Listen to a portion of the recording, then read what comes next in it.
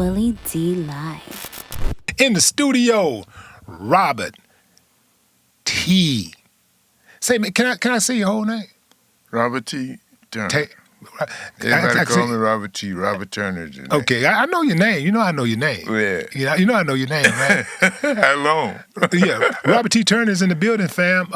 This guy right here is one of those guys who, anytime you talk to him, you got to learn something. I've been knowing you for how long? How long have we known each other? Like 15, 20 years now? 30 years, It's been a while. But every time I talk to you, man, it seems like I learn something new, and I'm always inspired. And where do you get this ability to inspire from? Because it don't matter, what I'm going through, whatever, man. You start talking, man, and you gonna laugh about something. You find laughter in everything. Well, I try to stay relaxed. Yeah. And I basically, design my activity around me. I'm my number one fan. Uh-huh. So I constantly understand me, check myself on a daily basis, 24/7, all day. Yeah. Because I want to be fair toward myself in order to be able to recognize the fact that I'm fair to others. And that's the way I roll. Rolling like that. And I didn't know. I knew you was up there, but I didn't know you was 90, bro. That's the 90 I want, man. I want that kind of 90. Well, that's a good 90 right there. Keep on saying good morning. Keep on saying good morning. Keep waking up. Yeah, keep waking up. Man, you a lot of times you hear people say, man, he hadn't seen it all, done it all. I almost want to say, I know you seem like you've seen it all, done it all, done everything, man, but die. You know what I'm saying? Well, it's going how you look at it. Yeah. I look at it, my mission, what I want to do, how I want to do it, and who I want to do it with, and what boundaries do I have in order to execute my thinking. And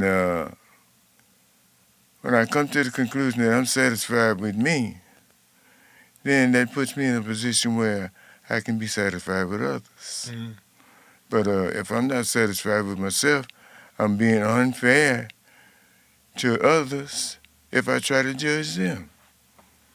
Yeah, you work with a lot of famous people. You've worked with a lot of famous people. You've been friends with a lot of famous people.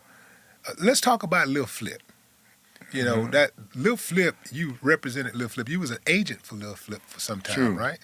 I took him.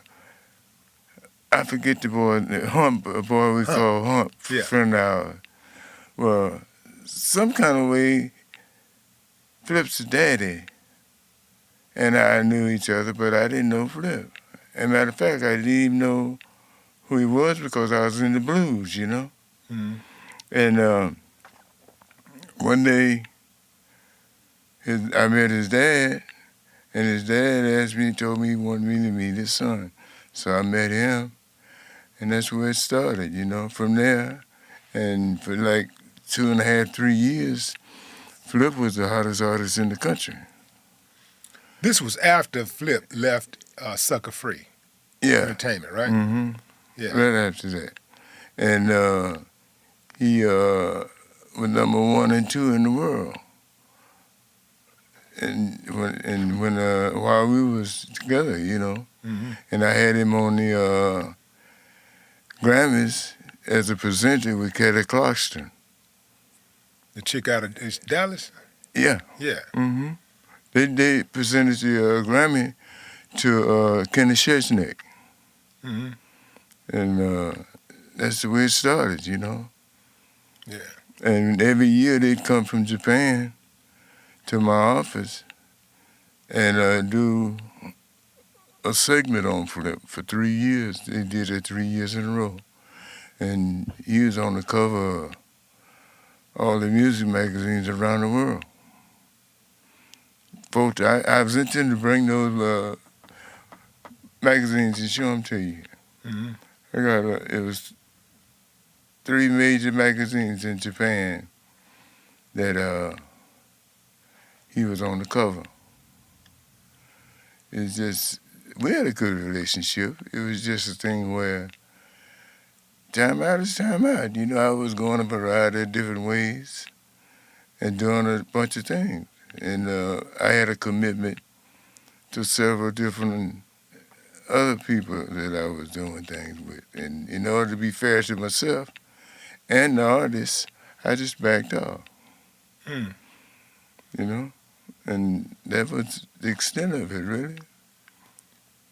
So when you were working with Flip, what was the biggest venue that y'all played?